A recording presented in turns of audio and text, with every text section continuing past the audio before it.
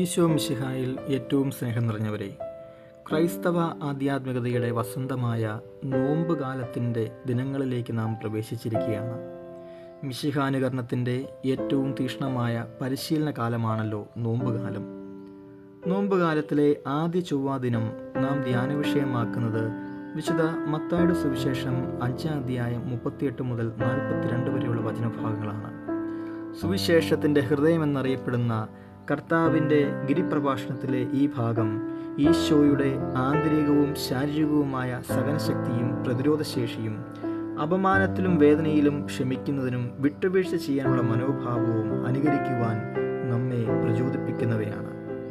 മിശിഹായെ അടുത്തനുകരിക്കുന്നവരിൽ സ്നേഹവും കരുണയും വിനയവും നിറയുമ്പോഴാണ് ഇന്നത്തെ സുവിശേഷ ഭാഗം നമ്മുടെ ജീവിതത്തിൻ്റെ തന്നെ ഒരു ദർശനമായി സ്വീകരിക്കുവാൻ കഴിയുന്നത്. ക്രൈസ്തവ ധാർമ്മികതയുടെ സൗന്ദര്യമെന്ന് പറയുന്നത് ഈ സുവിശേഷ ഭാഗത്തിൻ്റെ നിസ്വാർത്ഥമായ അനുകരണമാണ്. ആർക്കാണ് ദുഷ്ടനെ എതിർക്കാതിരിക്കാൻ കഴിയുന്നത്? ആർക്കാണ് തന്നെ മർദ്ദിക്കുന്നവന് തൻ്റെ മറുകരണം കാണിച്ചു കൊടുക്കുവാൻ കഴിയുന്നത്? തൻ്റെ ഉടുപ്പ് കരസ്ഥമാക്കുവാൻ ഉദ്യമിക്കുന്നവന് മേലങ്കി കൂടെ കൊടുക്കുവാൻ കഴിയുമോ?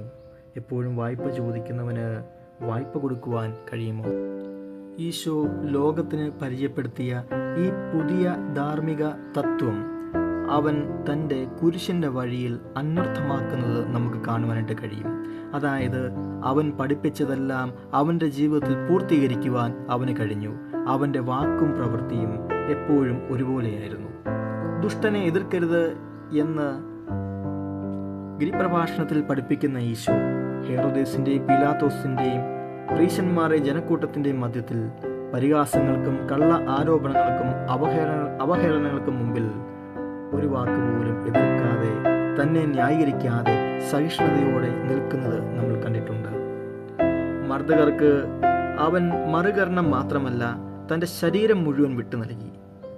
കുരിശിൻ്റെ വഴിയിലെ പീഡനങ്ങളും നിന്ദനങ്ങളും മർദ്ദനങ്ങളും ഒരു കുറവും കൂടാതെ അവൻ ഏറ്റുവാങ്ങി.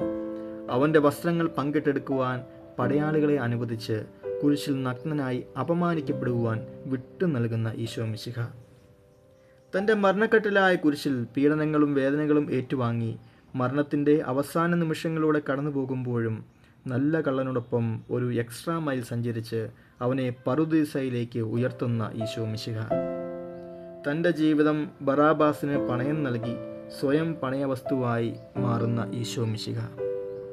ഈശോയിൽ ഏറ്റവും പ്രിയപ്പെട്ടവരെ, ഗിരിപ്രഭാഷണം കേൾക്കാൻ സുഖമുള്ളതാണ്, എന്നാൽ പ്രായോഗികമാക്കുവാൻ വളരെ പ്രയാസമാണ്.